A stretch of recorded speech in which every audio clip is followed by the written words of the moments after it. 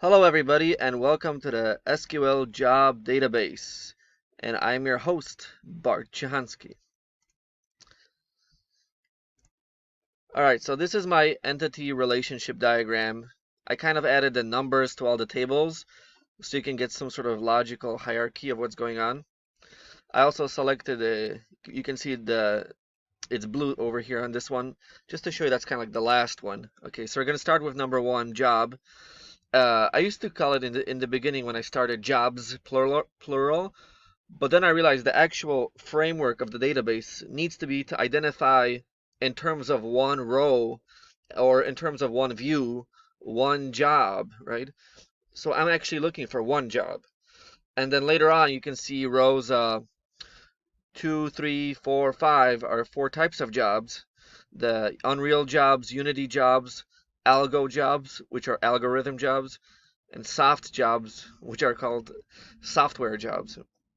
Then I have other tables such as skills, and those are basically general skills that are required, and like such as like beyond the typical language requirements that would be in a because you can see right below I have the language requirements for programming language right here. So I have the skill name description, and then I have the algorithms because every job it requires algorithm. That's sort of like an advanced level of involvement. Uh, I don't have a You'll see it anyway. And then there's education, which is obviously education level. You could obviously have it by, in numbers, like integers, but I want it in words, so you'll see later that I have the education as the varchar in words. And of course, the company ID, name, city, website. And just to go again from the beginning, the job has the job ID, the four job types, the skill and the algorithm, the language, the education, the company, the description, the salary, and the date posted. Okay, so what is the purpose of this? It's to organize jobs from a job marketplace.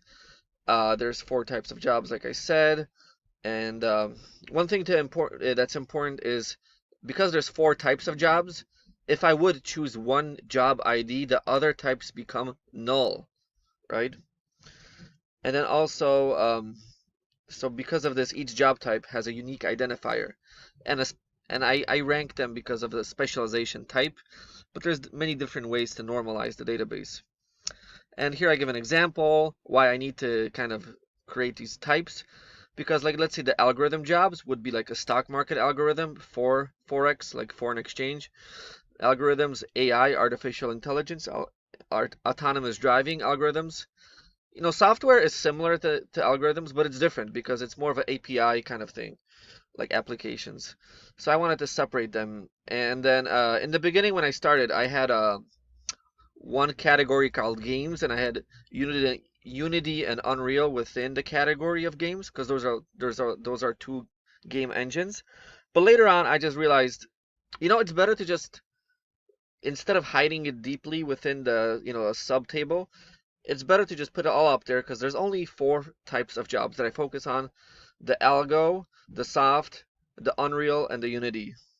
Because and the reason there's four types is because they're not cross-compatible, and the requirements, even if you're experienced 10 years in one type of job, that doesn't really translate to another type. Even within gaming, for example, Unreal uses C++, Unity uses C Sharp.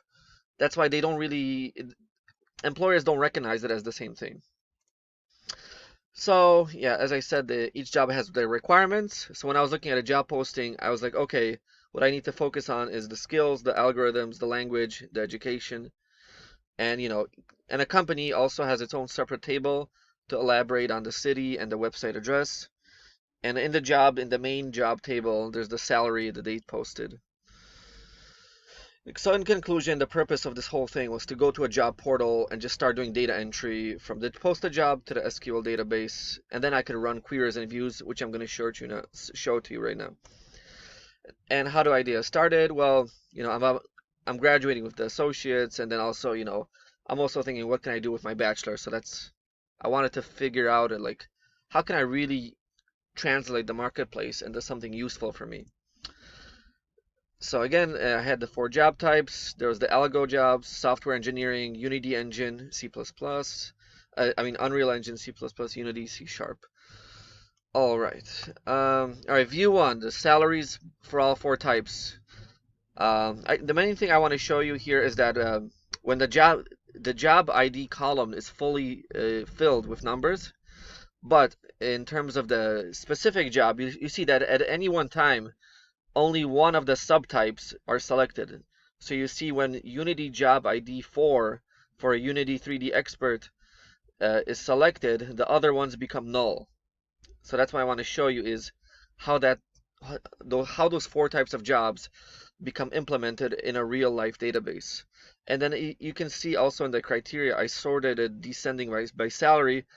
So if I want to see, hey, just tell me what is the highest paying salary, and then I'm like, okay, it's this job, the Unity, and then I'm saying, okay, where's the data going in terms of like, okay, the Unity, as you can see, it's the highest paid and the lowest paid, uh, versus the yeah, the soft is somewhere in the middle.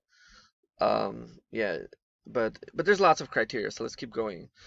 The Unreal Engine, this one's more popular because it more popular in terms of like because you can apply this also to to Hollywood movies and animations and all like versus this is Unreal Engine, if you didn't know, it just goes for realism. So that's why I wanted a separate type for that to go for realism. And then I wanted to see, okay, so what's the salary, the company, and can it be remote? I did it ascending, sorting. So the uh which one? I forgot the Unreal specification type. Yeah. Uh I'm not sure if this sort was real. I think yeah, senior. Oh, I think it's sorted by the ID number. I think that's why. So, oh yeah. So then the earliest that it was the earlier that it was put into the database, the better. Okay, let's keep going. So I want to, in the third view, I wanted to find a job with no education with a salary. So like, what can you expect if you have no education and right now you just wanted to get started? So it looks like you're going to be looking at about, 50 to 60K per year, assuming you get the job at all. That's kind of what you can look for. Number four, Unity jobs. If you didn't know, Unity is more of like the anime kind of cartoonish kind of gaming, sort of like Pokemon or something like that. And I wanted like, okay, so what are the jobs that were posted between March and May of this year? So then I see, oh wow, Blizzard, a very popular company in California, posted these Unity jobs. Okay, great. So I wanted to know, relative to a date criteria. Algorithms with solutions. Like I said, I have algorithms, but then like I have about 150 algorithms in the database. So I'm like, I just want like, okay, which are the ones that have the solutions? So I could, if you didn't know, you need to practice with algorithm solving for a job interview. That's why it's relevant. If you want to be in programming, you need to know algorithm solutions. And so that's why I said this solution is not null if you see in the filter. But if you looked actually in the database, 100 other ones would be null. Okay, so view 6, jobs between 60K and 80K. Those are the sort of starting entry level. So I just sorted, and if you can see here with the blue highlight, it has to be greater than 60,000 and less than 80,000 in terms of the filter criteria. And I just kind of listed those jobs. View 7, I added a filter yes to a can be remote. So I'm like, okay, so what are the jobs that can be remote? Can you just show me that? And then, okay, I did that. So if I wanted to, if I don't care about the salary, but I just want to work from home, that would be the view I would be focused on. So what's the takeaway? I can create a SQL, as you can see, fairly easily. I can create views. I can always add new jobs. Anytime I'm looking in a job marketplace, I can really quickly add 10, 20, 30 jobs. It won't take me too long, as you know, maybe 1 hour. And then, yeah, and then I could just sort by the view however I want. If I was a real expert, I could hire a Python professional to fetch and sort and organize the data in the database automatically for every single job. Just pulling, parsing, and appending all this sort of databases, but that's advanced stuff. But it is possible to do that. That's it. My name is Bart, and thank you for watching. Bye bye.